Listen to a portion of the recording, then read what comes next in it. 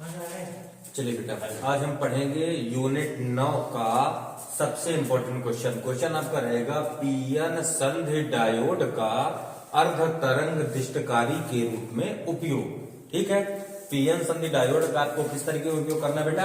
अर्ध तरंग दिष्टकारी के रूप में उपयोग करना है। और अर्ध तरंग दिष्टकारी के रूप में उपयोग करने का वर्णन काहे में करना है। नंबर 1 आपका रहेगा सिद्धांत। सिद्धांत दोनों के लिए सेम रहेगा बेटा, चाहे अपन अर्ध तरंग दिष्टकारी के लिए करें चाहे पूर्ण तरंग दिष्टकारी के लिए करें। दूसरा आपका रहेगा कार्य विधि। ठीक है, परीक्षा में ज्यादातर यही आते हैं। तीसरा, यदि पूछे कि इनपुट सिग्नल और आउटपुट सिग्नल का ग्राफी निरूपण या कि निवेशी सिग्नल और निर्गत सिग्नल का ग्राफी निरूपण, इसको भी आप जान लीजिए। निवेशी सिग्नल व निर्गत सिग्नल का ग्राफ। ठीक है, ये 3 चीज के बारे में आपको वर्णन करना है।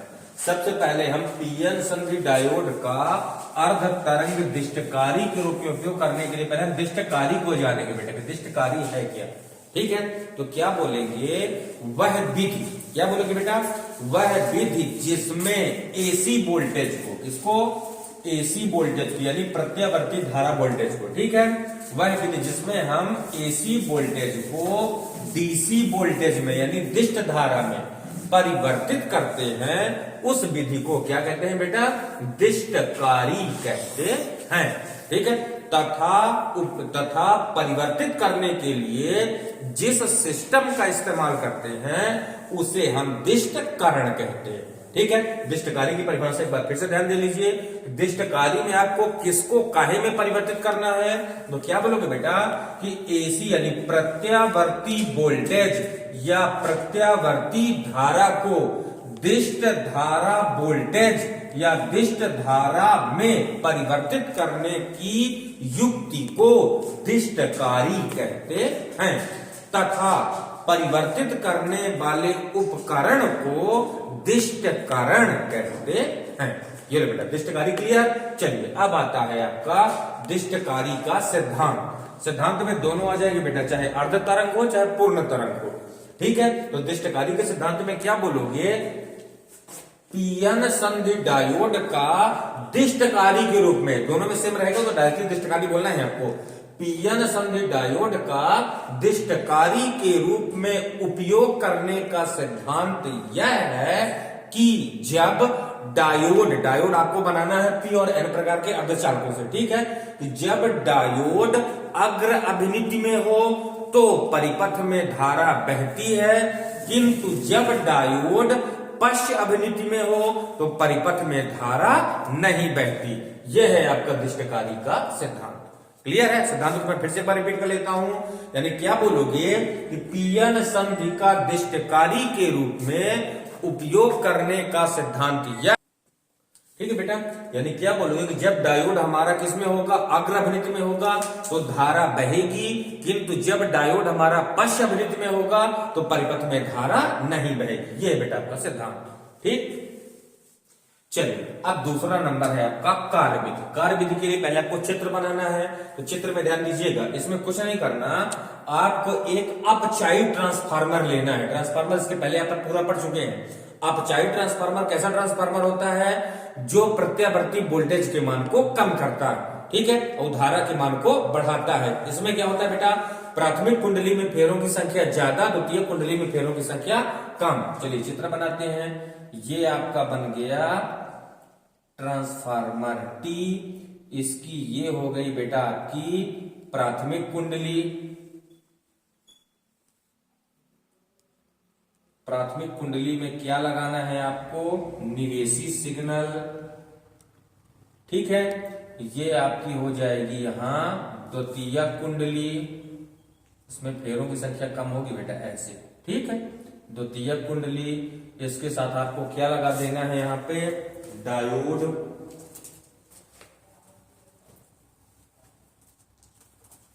चलिए, यहाँ पे बेटा अपन डायोड लगाते हैं। ये डायोड लगा दिए। डायोड किससे मिलके बनता है आपका?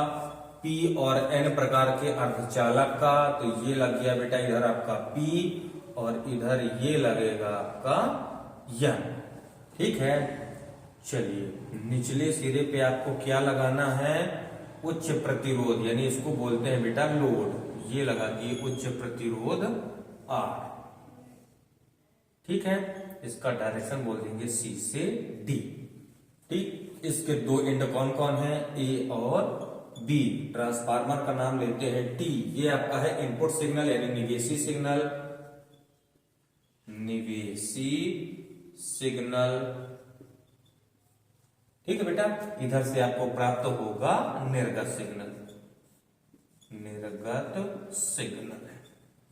ये हो गया पूरा इसका डायग्राम, किसका, अर्ध तरंग दिष्टकारी का। करेक्ट है। चलिए इसका पहले वर्णन करते हैं थोड़ा सा। ठीक है, तो वर्णन में क्या बोलोगे, इसमें टी एक ऊंचाई, सॉरी इसमें टी एक अपचाई ट्रांसफार्मर है। वोल्टेज मतलब फेरों की संख्या कम है, ध्यान दीजिएगा। इसमें टी एक अपचाई ट्रांसफार्मर है जिसकी प्राथमिक कुंडली में निवेशी सिग्नल, क्या लगाते हैं बेटा, जिसकी प्राथमिक कुंडली में निवेशी सिग्नल और द्वितीय कुंडली के सिरे ए को, ध्यान देना है, द्वितीय कुंडली के सिरे ए को डायोड डी के पी क्षेत्र से, डायोड डी के पी क्षेत्र से तथा सिरे बी को लोड आर के साथ एन क्षेत्र से जोड़ देते हैं। यह है केवल इसका उपकरण का वर्णन। ठीक है, नाम केवल आपको नाम बोलना है बेटा। टी क्या है आपका, अपचाई ट्रांसफार्मर, जिसकी प्राथमिक कुंडली में क्या लगा दिए हम, निवेशी सिग्नल। द्वितीय कुंडली के सिरे ए को किससे जोड़े हैं, डायोड डी के पी क्षेत्र से, और सिरे बी को लोड आर के साथ एन क्षेत्र से जोड़ देते हैं। ठीक, अब आता है बेटा आपका कार्य विधि, कैसे वर्क करेगा भी ध्यान देना है आपको। तो कार्य विधि में क्या लिखोगे, ध्यान देना, सर्वप्रथम ट्रांसफार्मर की प्राथमिक कुंडली में, इसको स्टेप में डिवाइड करना बेटा, राइट है। सर्वप्रथम ट्रांसफार्मर की प्राथमिक कुंडली में निवेशी सिग्नल लगाते हैं। निवेशी सिग्नल में आपका प्रत्यावर्ती वोल्टेज होगा। ठीक है, सर्वप्रथम ट्रांसफार्मर की प्राथमिक कुंडली में निवेशी सिग्नल यानी प्रत्यावर्ती वोल्टेज लगाते हैं, जिस कारण द्वितीय कुंडली में भी प्रत्यावर्ती वोल्टेज प्रेरित हो जाता है। एक पैराग्राफ क्लियर हो गया। इस पैराग्राफ को फिर से रिपीट करते हैं। आपको ट्रांसफार्मर की प्राथमिक कुंडली में क्या लगाना है, प्रत्यावर्ती वोल्टेज यानी निवेशी सिग्नल। तब क्या होगा, द्वितीय कुंडली में भी प्रत्यावर्ती वोल्टेज प्रेरित हो जाता है। ठीक है, सेकंड स्टेप में पैराग्राफ चेंज करते हैं, ध्यान दीजिएगा। अब निवेशी सिग्नल के दो चक्र होंगे बेटा, एक होगा प्रथम अर्धचक्र, एक होगा द्वितीय अर्धचक्र। तो क्या बोलोगे, निवेशी सिग्नल के प्रथम अर्धचक्र में, मतलब यहां से यहां घूमे, राइट है, निवेशी सिग्नल के प्रथम अर्धचक्र में द्वितीय कुंडली का सिरा ए धन विभव पर, किस विभव पे होगा बेटा, द्वितीय कुंडली का सिरा ए धन विभव पर तथा सिरा बी ऋण विभव पर होगा। ठीक है, अब ध्यान दीजिएगा, ए का विभव कैसा है, धन, बी का विभव कैसा है बेटा, ऋण। अब धन जुड़ा है डायोड के पी से, ऋण जुड़ा है डायोड के एन से, तो डायोड हमारा किस अवनिति में होगा, अग्र में होगा। तो क्या बोलोगे, सेकंड स्टेप फिर से रिपीट कर रहे हैं, ध्यान देना। क्या बोलोगे कि निवेशी सिग्नल यानी प्रत्यावर्ती वोल्टेज के प्रथम अर्धचक्र में द्वितीय कुंडली का सिरा ए धन विभव पर तथा सिरा बी ऋण विभव पर होगा, जिस कारण डायोड डी अग्र अभिनीति में होगा। ठीक है, तथा हमें जब डायोड अग्र अभिनीति में होगा तो धारा बहती है, ध्यान दीजिएगा। तथा हमें लोड आर में सी से डी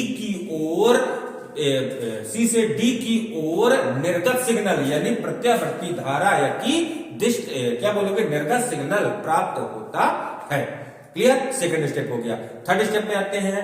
अब निवेशी सिग्नल का कौन सा चक्र लेना है बेटा, द्वितीय अर्धचक्र। तो क्या बोलोगे कि निवेशी सिग्नल के द्वितीय अर्धचक्र में द्वितीय कुंडली का सिरा ए ऋण विभव पर तथा सिरा बी धन विभव पर होगा। अब ध्यान दीजिएगा, ए का विभव कैसा है, ऋण, डी का विभव धन, तब पी जोड़गा ऋण से प्लस जुड़ गया एन से। ठीक है, तब डायोड डी किस अवनिति में चला जाएगा आपका, पश्चिम में। बोलोगे जिस कारण डायोड डी पश्चिम अभिनीति में होगा तथा हमें लोड आर में कोई भी मान्य धारा प्राप्त नहीं होती। ठीक है। फिर अगला चक्र ध्यान दीजिएगा, बोलोगे यह प्रक्रिया निरंतर चलती रहती है। कैसे? अगले चक्र में फिर ए का विभव धन होगा, बी का विभव ऋण होगा, तब डायोड डी किस अवनिति में होगा? अग्र में, और लोड आर में हमें मानक धारा फिर प्राप्त होगी। फिर अगले चक्र में नहीं होगा, फिर अगले चक्र में होगा। यह प्रक्रिया निरंतर चलती रहती है।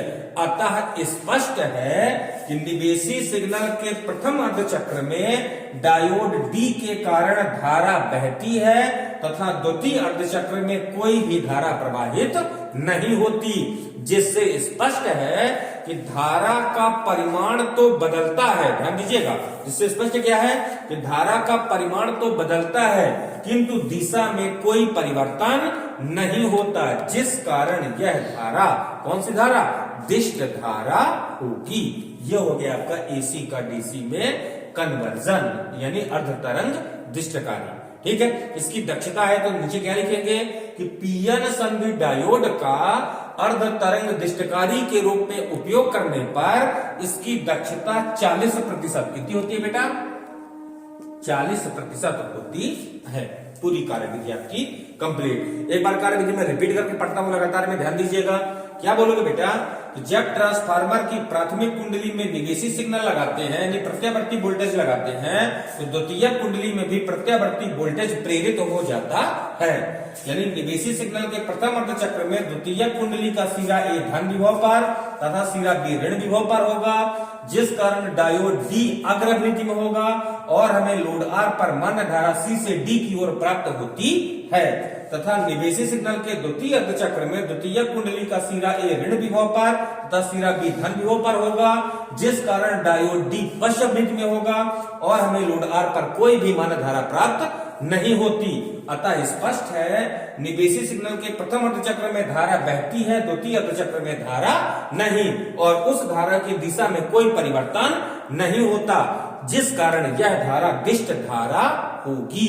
यह हो गया आपका अर्ध तरंग दिष्टकारी की कार्यविधि। इसकी दक्षता कितनी होती है बेटा? 40%। ठीक। अब आपको जानना है निवेशी सिग्नल और निर्गत सिग्नल का ग्राफ। वेरी सिंपल है। ठीक, चित्र को मिटाते हैं। इसको अच्छे से करे रहिएगा बेटा, ये दो में से परीक्षा में आने ही आना है, चाहे अर्ध तरंग आए चाहे पूर्ण तरंग आए, दोनों में से कोई एक क्वेश्चन बनेगा। इस चैप्टर से आपको 5 क्वेश्चन अच्छे से कंप्लीट करना है।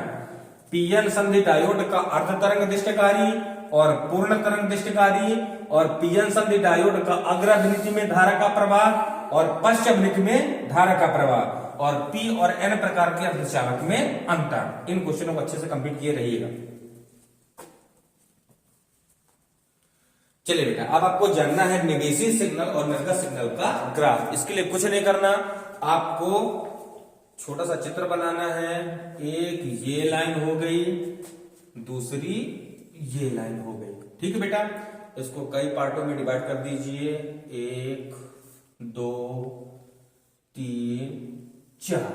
ठीक, ऊपर चलेगा निवेशी, नीचे चलेगा निर्गत। ध्यान दीजिएगा, निवेशी सिग्नल का ये हो गया प्रथम अर्ध चक्र, ये हो गया द्वितीय अर्ध चक्र, फिर हो गया अगला प्रथम, फिर हो गया द्वितीय, फिर ये लगातार बढ़ती चली जाएगी। अब निर्गत सिग्नल यानी आपको जो निर्गत वोल्टेज वो कैसे प्राप्त होता है? पहले चक्र में आपको धारा बहती है, दूसरे में नहीं बहती, तीसरे में फिर बहती है,